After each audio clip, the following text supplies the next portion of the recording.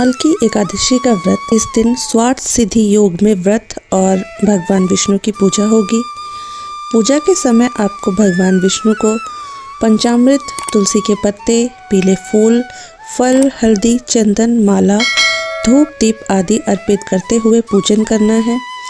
फिर आपको आमल की एकादशी की व्रत कथा पढ़नी या सुननी चाहिए। इससे व्यक्ति को 1000 गायों को दान करने के बराबर पुण्य फल मिलता है। इस व्रत में भगवान विष्णु को आंवले का फल अर्पित करते हैं, आंवले के पेड़ की पूजा करते हैं। आमल की एकादशी का व्रत फागुन शुक्ल पक्ष की एकादशी तिथि को होता है। आमल की एकादशी व्रत कथा।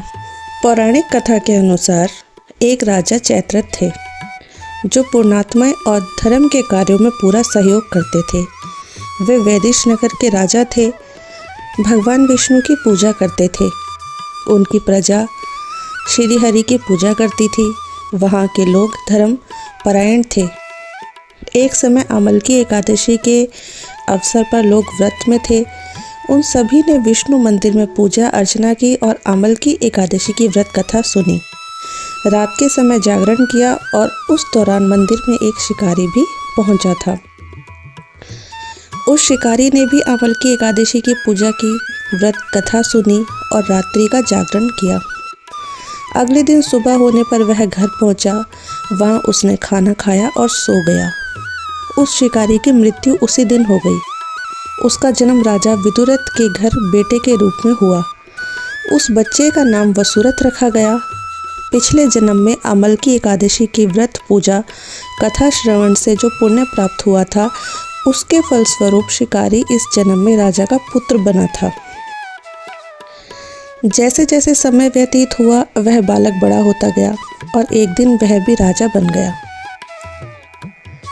एक दिन वह जंगल में गया लेकिन रास्ता भटक गया। तब वह एक पेड़ के नीचे सो गया। तभी कुछ लोगों ने उस पर हमला कर दिया। उसी दौरान उसके शरीर से एक स्त्री प्रकट हुई। उसने सभी को मारकर राजा वसुरथ के प्राणों की रक्षा की। वसुरथ की जब नींद पूरी हुई तो देखा कि आसपास काफी लोगों के शव पड़े थे। तब वसुरथ ने कहा कि इस जंगल में उसका हितैषी कौन है जिसने उसे मृत्यु से बचाया है। तभी आसमान से आकाशवाणी हुई कि भगवान विष्णु के अलावा तुम्हारी रक्षा कौन कर सकता है। इस घटना के बाद वसुरथ अपने महल वापस आ गया और सुखपूर्वक शासन करने लगा। महर्षि वशिष्ठ ने राजा मधाता को आमल की एकादशी के महत्व को बताया।